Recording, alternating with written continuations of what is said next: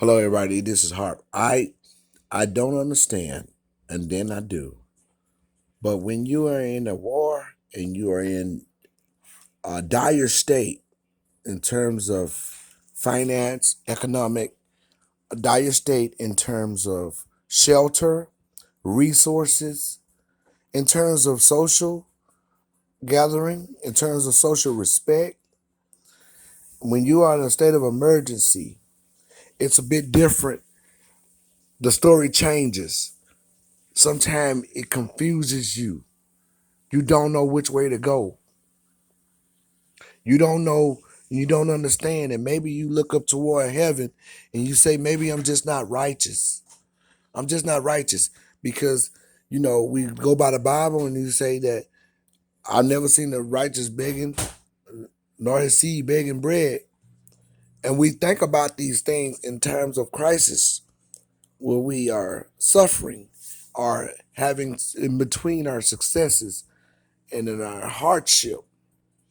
And a lot of people don't realize that a lot of things that are going on are political, and it's to shape you, and it's to do that very thing that's happening to you right now over your head. Is to do that very thing, and that's to keep you in dire state and have you in a dismissive place where you're abandoned by resources in society. And when black people don't realize largely, when you cast your last vote during the last presidency and you put the President Joe Biden in office, you became a traitor against the nation, not against America or the United States. Some people may say that you were because they are suffering and they're not us for different reasons in America. But you became a traitor against the nation, a black nation. We are a nation. Descendants of slaves are. We are a nation. 40 million people. We are a nation. And what you did as a politician who campaigned this, and as a citizen, as a professional, as a mother, as a brother, as a sister, as a father, you are a traitor against the nation. And not to be offensive, but to understand this, you put us in dire situation. And when we say that word, a lot of times people look at it as just a term. It's just a word. It's more than a word. It's a natural state. It's an element. It's a heart. It's an emergency state. It's a aggressive state, a reality. So dire state, that means you die. It's hard to get your medication. You die. It's hard to believe. It's hard to feel. It's hard to be placed in housing. You're living in the hotel. They cost $2,000 a month or 25, and you black and you working, and you can only afford to pay the hotel just to stay there, and you cannot afford food. And you cannot, and all while bills are being passed for other groups in your face, living around you in housing. You're trapped in feudalism. You're in dire state. Gas prices rise. Inflation is at an all-time high. This is what he has done. The inflation is at an all-time high, but other people got money and policy, and they got resourceful things that they can look into to actually budget out what they have and to balance out what they have, and they are not suffering in the state of mind, in the state of emergency that we are. People who don't have policy, the ones who are left without policy and bills being passed for their hardship, they're left to fend for themselves in a high-priced economy where inflation is at an all-time high and jobs only pay so much, and you have to have some shelter. So a lot of people don't stay in the hotel. As a matter of fact, a lot of people are under the bridge. See, that's what I'm talking about. A lot of people is under the bridge. Those who are in the hotel barely eating. They going to work to pay the hotel. And the hotel is owned by the East Indians that come to this country, immigrants and Asians. Don't be surprised if the Hispanics start buying into the hotels pretty soon. They already got the construction sites and the respect of government. They got the respect of our president that black people largely voted in that we told not to. This is where this conversation is. You are now in a war where you got a president that's protecting people, giving them stuff except for you. And you making excuses for him. This is no time for excuses. You busy and I looking at the Ukrainian war that Russia's doing in Ukraine, where these are white people largely, odd and fighting against each other. We are using our benevolence to look at this and mirror this type of event of suffering. We feeling bad. We feeling even worse when we look at ourselves. The fact that we're not resourceful and we still got to look at violence. That's even harder. So you can't worry about yourself because society tell you to worry about somebody else as a black person, a slave descendant. And you got to look at this man, Joe Biden, sit up and write these bills looking for recognition as a leader without giving you anything, basically have told you time and time again as a slave descendant, you don't mean nothing to me.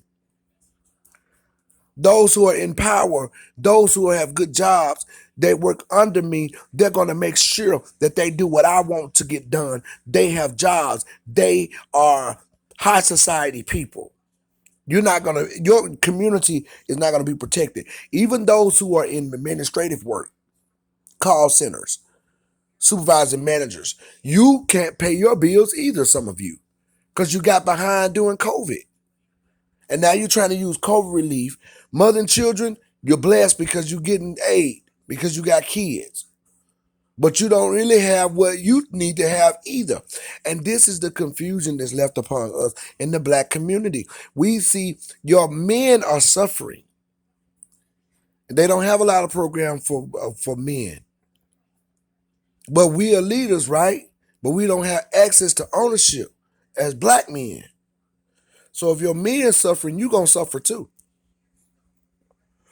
Regardless if you got food stamps, EBT, and you got the hotel paid for, and you can get into a little housing, you reflect hardship in the community. So when you open your business, you don't have the black men carrying your computers for you. You don't have us feeling lucrative and warm and excited about nothing because we're not able to access any real economics. But we do have money and we are getting careers, but we're being squeezed to death. And that's going for truck drivers even. You're driving on the road all the time, trying to get these loads because nobody want to do them, and they putting you out there real fast, but you can't really get ahead because everything's so high. The housing price is high. So we're going to make it, a lot of us, but we got to make very strategic choices when everybody else is comfortable. Now, are they trying to make everybody comfortable? For first, Ukrainians, they're not comfortable, but that's not our problem. They warring against themselves. That's a government situation that white groups want to honor each other. Vladimir Putin is trying to be something, and he's a white man with too much power. No one person should have all that kind of power. When this decision is made, and it should go through the hands of a few people instead of one person.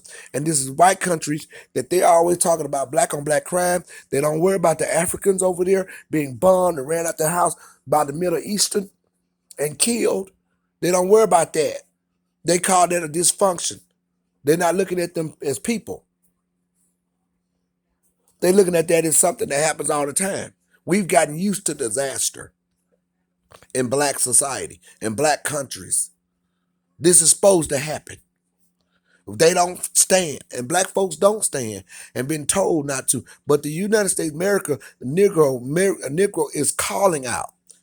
And we're trying to get our people to understand to stand. And this is what this talk is about. And this is what we're doing in terms of reparations and in terms of you standing for paying attention for what's happening to you and your family. And why you're actually in the government office is to mirror the self-preservation of a group and blood lineage. That is what you're there for historically. That is why you're there, to stand for your people, Jim Clyburn, not to sit up and tell us you don't want anything for your vote. Now your black men and your children and your nephews and people you see that look like you or like you coming from the same blood lineage of slavery is suffering and embarrassed to tell people about it. But you turning up on the news talking about you don't want nothing for your vote. And you got Latino men running around here with big trucks like white men. And then you got that Latino woman to lie and say Latino women voted for him so that they can get policy. And Asians getting checks. And Jim Clyburn, you are part of the CBC, one of the highest paid black politicians in the entire world, in our country. And you will stand up and say, we don't want nothing for our vote. You are a traitor against the nation. You're treasonous against black people. This is the truth. And other people getting protections and checks, agents and stuff. And we're standing with these groups and they going into these houses while black people in the hotel. I've seen it in community. They redeveloping the community for white people and immigrants so that they can come in there and have policy and protection and get the good job and be professionals and use their expertise and walk their dogs while black people are told, why are you over here? What is he doing here? Calling the police. Or some black person that got over there acting white, that's an immigrant, that's an African, or coming from the islands, acting white, saying he okay, or one of our people over there disassociating with the community. You have made black people contagion to wealth. It is time to cut the check so that we can get our resources together and come out of this dire state. We cannot live here without the United States liberty as a protection. Government is bigger than you, and government works. Cut the check.